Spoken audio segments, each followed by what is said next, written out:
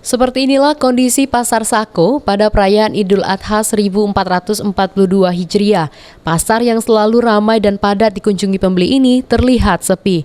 Sejumlah ruko yang ada di pasar tersebut tutup.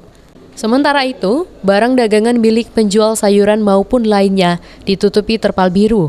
Salah satu pedagang yang masih berjualan mengaku bahwa kondisi pasar sepi karena masih pagi. Pun yang berlebaran, bentar lagi rame pasar ini. Oh, rame ya? Rame. Yang jual kelapa, segala bumbu-bumbu, bawang, cabai ada. Oh, karena ini masih pagi, Bu ya? Ini biar cepat selesai gawe, Cak itu. Selain pasar yang sepi, arus lalu lintas di kawasan Pasar Sako pada perayaan Idul Adha 1442 Hijriah kali ini terpantau sepi. Hanya ada beberapa kendaraan yang terlihat melintas di lokasi ini. Firman Hidayat, PAL TV.